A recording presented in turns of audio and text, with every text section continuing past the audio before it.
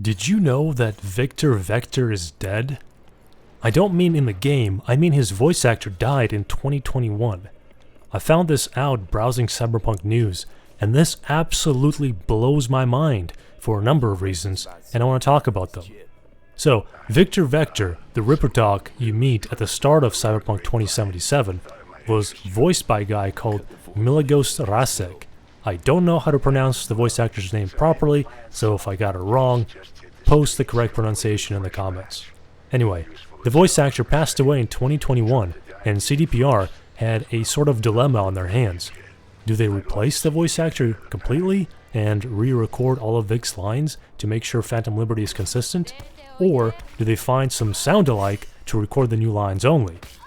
Turns out they chose the third option, which is the voice you hear in Phantom Liberty is in fact a complex AI reconstruction of the original actor's voice.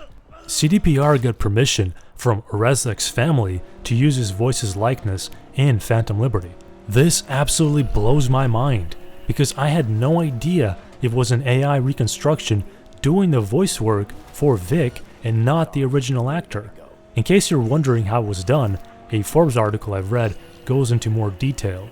CDPR used something called a respeecher, using a different actor to record the necessary dialogue to then remodulate the recording to make it sound like Reczek, using past samples of his voice. The article goes on to talk about how, while ethically sourced, using AI in media has become a hot topic issue. People are scared that AI will muscle in and take their jobs, but it is even scarier when a complex algorithm can steal your entire voice and likeness.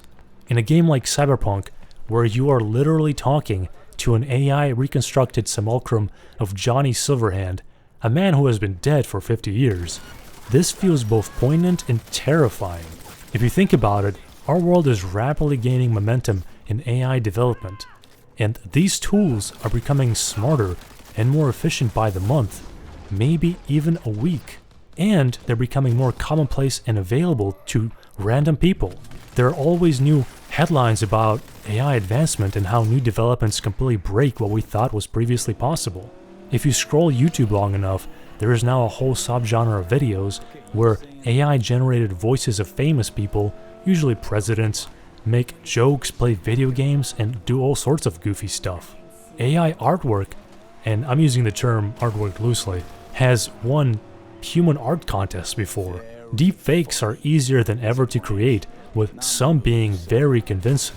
I don't want to get too far away from Cyberpunk on this tangent, but can you imagine losing a credit card in 10 years and then having someone literally pretend to be you with your voice and your facial likeness?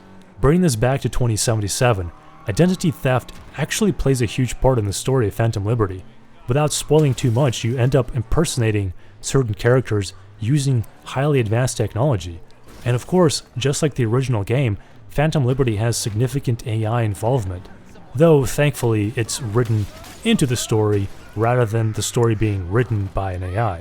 Personally, I feel that AI has not reached sufficient levels to really challenge human work yet. It has not reached those levels, but it will. And when it does, maybe our world wouldn't be so different from what we see in Cyberpunk 2077. Maybe we'll all have our own Johnny Silverhand to talk about girls and work out our decades-long personal drama. Maybe we'll all be addicted to scrolling VR, just like in Cyberpunk. Anyway, whatever flavor of dystopian future you anticipate, don't forget to enjoy the present. It only comes around once, and that being now, and then it will be gone forever. All of that said, I'm incredibly impressed by Cyberpunk, the technology they use, and I am still enjoying Phantom Liberty, and I hope that you are too. That's all I got to say for you, chooms. I hope to see you again in my next video, but before I sign off, I'd like to take a moment to thank all of my new subscribers. We recently passed 100, and you are the real G's. Let me know what you want to see in terms of content in the future. I'm always cooking new ideas, watching for feedback, and trying to improve. Even if I don't reply to you directly, I do read all of your comments. There are a lot of them sometimes though, but you're all important. Okay, that's it. I've talked long enough, so peace out. Bye.